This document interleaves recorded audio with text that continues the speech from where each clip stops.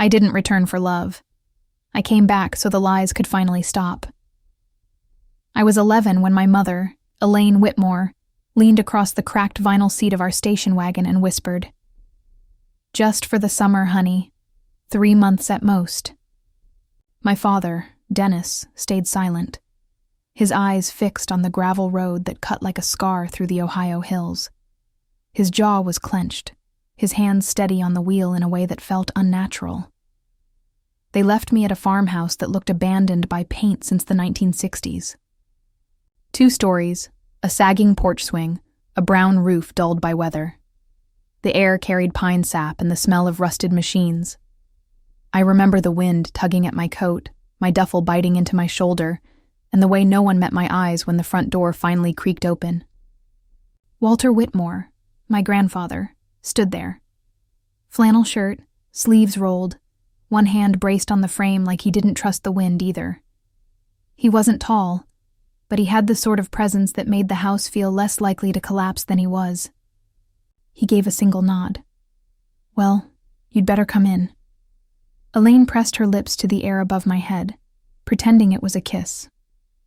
Dennis lifted his hand in a flat wave.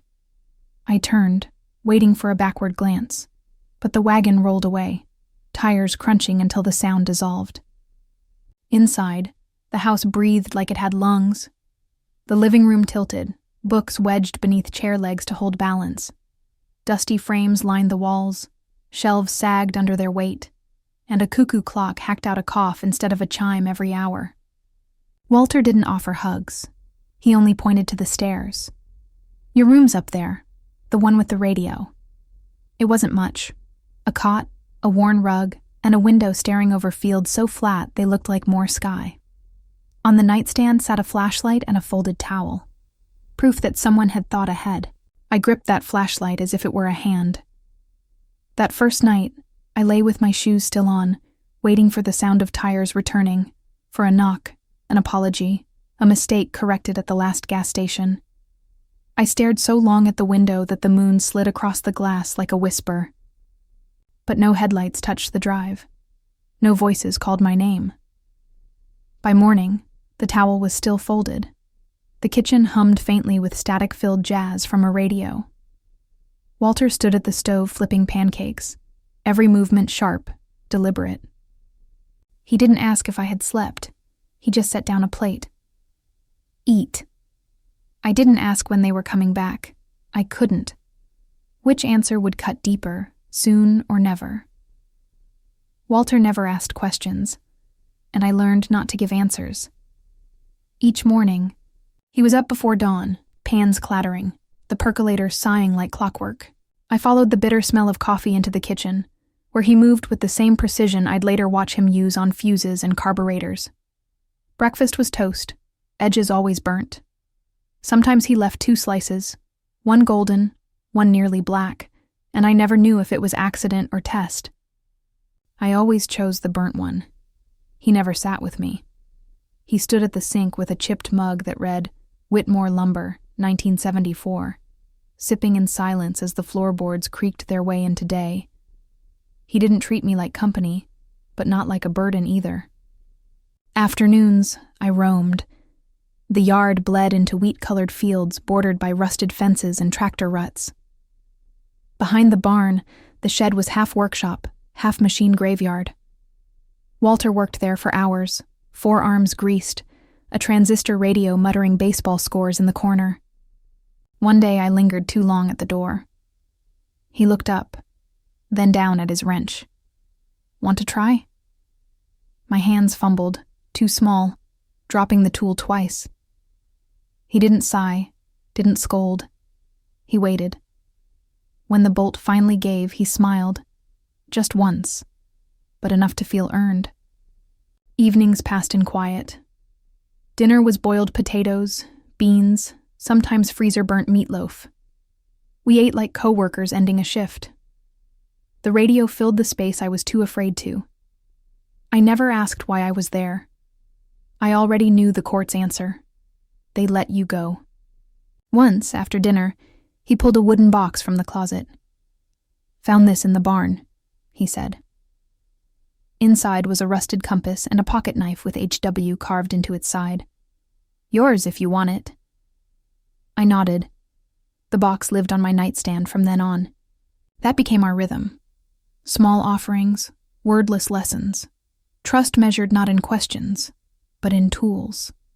I learned to fix things because brokenness was everywhere.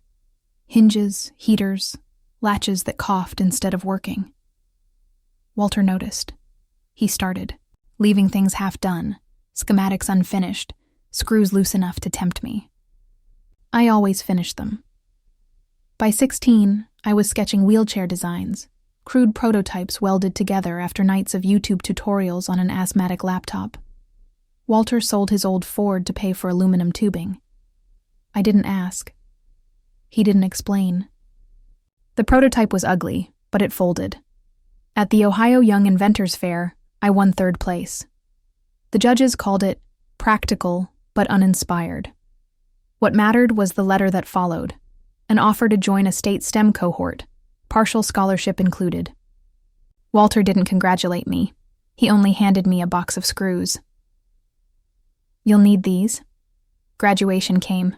Families filled the gym with flowers and noise. I wore jeans and the least greased blouse I owned. Walter sat in the back row, clean-shaven. He didn't wave, but when I crossed the stage, one pair of hands clapped longer than all the rest. After, he handed me a sandwich in wax paper. "Figured you'd be hungry."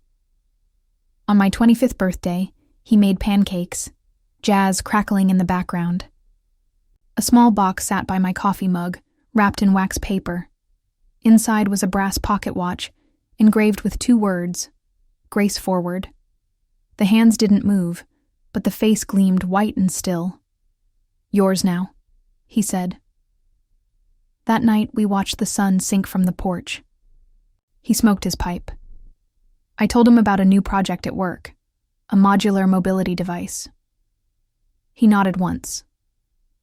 About time someone saw what you can build. It was the last thing he ever said. The next morning, the kitchen was silent. No coffee. No radio. His boots waited by the door, laces still tied. I found him on his bed, hand resting over his chest, the other reaching for something invisible. I don't remember calling the ambulance. I don't remember the neighbors in the doorway, hats pressed to their chests. I only remember the porch, the watch in my hand, and the sound of the wind moving through the trees. He'd been the only one who stayed, the one who never asked me to change, never asked me to be someone easier to walk away from. That week, the house echoed. Every corner carried too much silence. After the final hymn, Elaine turned, caught my eyes, and rose. She opened her arms. "Oh, Ruth," she whispered, folding me into a hug before I could move. "You've grown so much. I've missed you. I didn't return it." My arms hung stiff at my sides, rigid as fence posts. She smelled of lilac and money. Dennis reached for a handshake, then pulled me into a one-armed embrace. I stayed still. I didn't. "Know you were coming?" I said flatly. Elaine's eyes shimmered. "Of course we came. We were devastated when we heard. Walter meant so much to us." I wanted to tell her the truth. That Walter never once spoke their names. Not once. Outside, in the shade of the sycamores, they guided me toward the parking lot, away from neighbors offering potato salad and polite memories. "We should catch up," Elaine said. "Talk about everything Walter left behind." There it was. I stopped walking. "What exactly are you here for?" Dennis smiled, but it was tight. "To help. It's a lot. The farm, the house, the assets. You're young. You shouldn't have to carry this alone." Elaine's manicured hand touched my arm. "We want to be a family again. It's what Walter would have wanted." I pulled back. "You signed me away. I wasn't a secret. I was a burden. You didn't lose me. You left me." Elaine's smile twitched. That's not fair, Ruth. No, I said. It's not. Dennis stepped closer, voice calm. Don't let bitterness cloud practicality. He left a lot behind. It affects all of us. I looked at them, polished, rehearsed, already calculating in dollar signs. He's not even in the ground yet, and you're circling. They blinked, but I didn't wait. I turned back toward the church, toward the people who had shown up long before money entered the room. The lawyer's office smelled of old leather and printer ink. Diplomas lined the walls. Behind the desk, a window opened onto the gray, low river. Her name was Margaret Blake, late 60s, sharp blazer, hair pulled into a bun like steel wire. She didn't smile often. I liked that. Elaine and Dennis were already seated when I arrived. Margaret skipped pleasantries and motioned for me to sit. "This won't take long," she said, opening a folder. Elaine folded her hands neatly. Dennis leaned back as if this were routine. Margaret cleared her throat. Walter C. Whitmore's estate has been transferred in full to Ruth A. Whitmore, his granddaughter and legal ward. The room tightened. Elaine broke the silence. That can't be right. Walter never told us anything about this. Margaret didn't flinch. He didn't need to. You relinquished guardianship in 2009. I have the documents. She slid a signed form across the desk. Black ink, clear date. Dennis's mouth twitched. We were advised at the time, for Ruth's stability. Margaret pressed on. The estate includes the farm, 4 parcels of land, 2 patents in current use, and majority shares in Whitmore Solutions Incorporated. Total value, just over $92 million.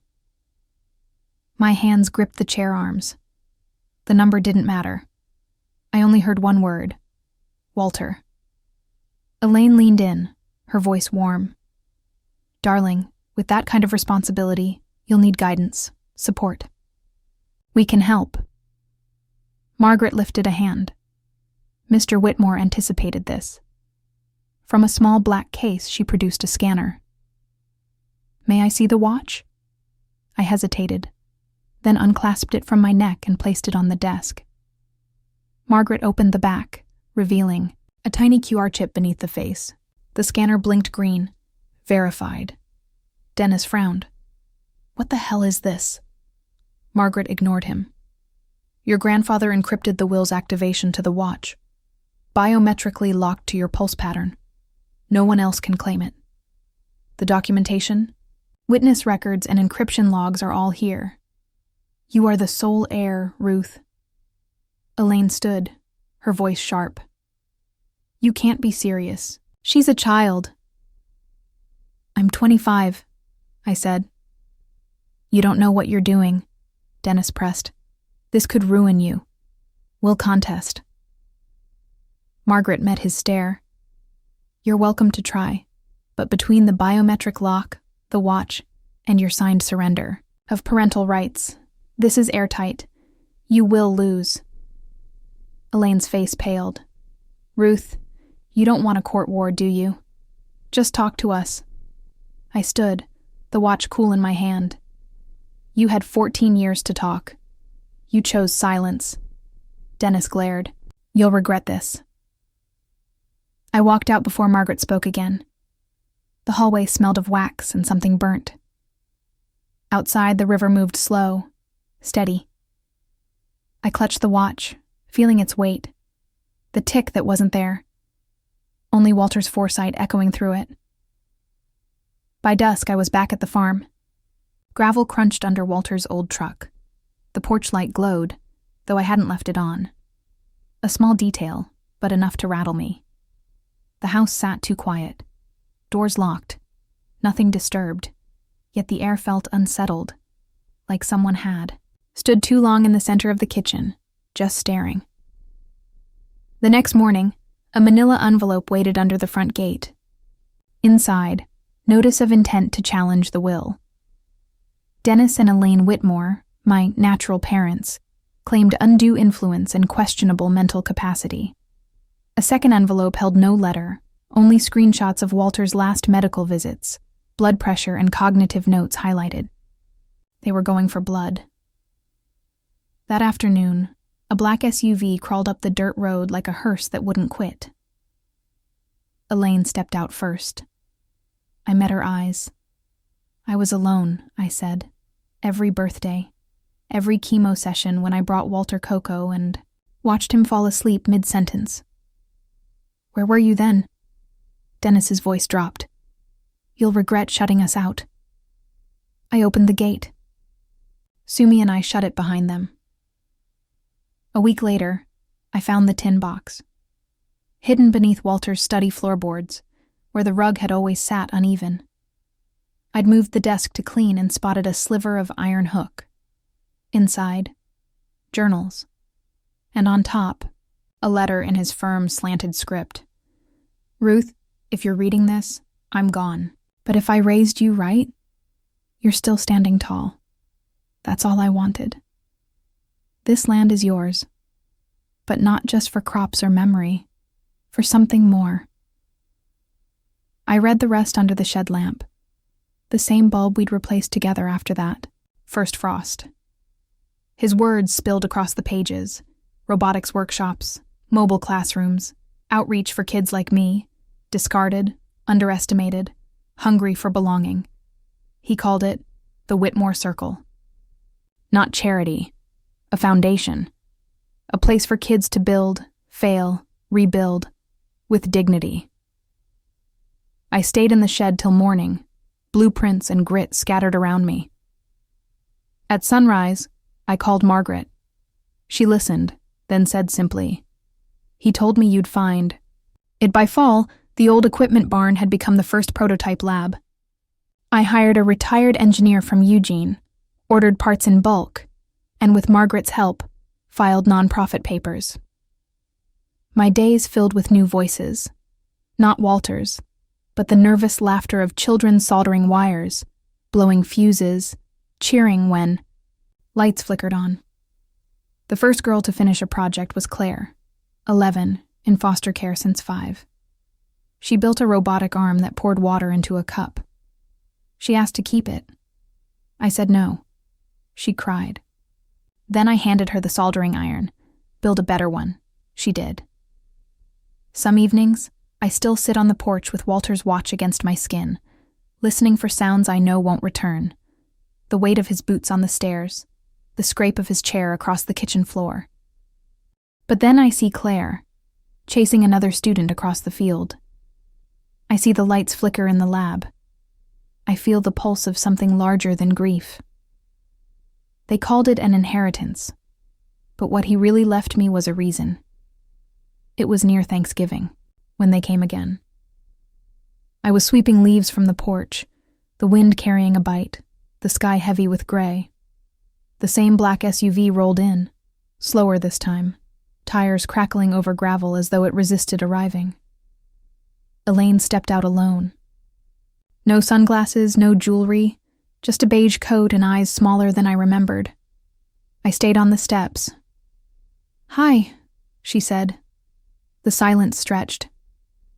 "I'm not here to fight," she added, "just to see." Her gaze wandered, the lab, the sign, reading the Whitmore Circle, the kids sprinting toward the barn with wires in their arms. "I read about it in the papers," she murmured, voice barely rising above the wind. "I didn't know you'd actually do something with it," I said. "Nothing." She moved forward, stopping at the porch gate, hands clenched. "You were always like him, even when you were little." That struck something, but I kept my voice even. "You didn't come to say that." Elaine shook her head. "No, I came to say I'm sorry for everything. We were scared, Ruth. Scared and selfish. Mostly scared." August lifted the last of the leaves from the ground. She flinched as they circled her boots. "I'm not asking for forgiveness," she continued. "I know I don't deserve it. But you should know. Your father's sick, pancreatic. It's not going to be long." I nodded once. No words came. She studied me, her eyes lingering. You don't have to come. I wouldn't blame you. She turned back toward the car, steps slow, shoulders hunched, as if the wind itself had worn her down. The SUV pulled away, without a sound. That night, I sat in the shed, the soldering iron still warm in my hand. Outside, the wind howled. Inside, the ring on my finger caught the light. Legacy. It didn't need to be loud or final, only true. Above the barn is a narrow, wooden loft. Walter once filled it with broken tools and spools of spare wire. Now it holds a desk, a kettle, and a window overlooking the valley. I come here sometimes after the children have gone, when the shutters leak wind and the field breathes quiet beneath the moon. Tonight I sat with my journal, not to write, but to feel the silence pressing between its pages. The ring rested on the desk. I turned it slowly, tracing the word legacy. Walter built this with calloused hands and patient quiet, not for praise, not for revenge, but because he believed in building even when all else broke. The past never handed me closure. It didn't deliver apologies, didn't grant neat endings. I've stopped expecting them. What it gave me instead was a place to begin. Claire will take over the robotics program next year. She's already training 2 others to mentor the incoming class. In them, I see pieces of myself, nervous, stubborn, brilliant. Sometimes I wonder if they see me as I once saw Walter. If they do, I only hope they don't learn too quickly how heavy it is to carry another person's hope. But I'll carry it until it's time to pass the ring. When I locked the shed that evening, the air had turned colder, the sky quieter. Yet the lab's lights still burned,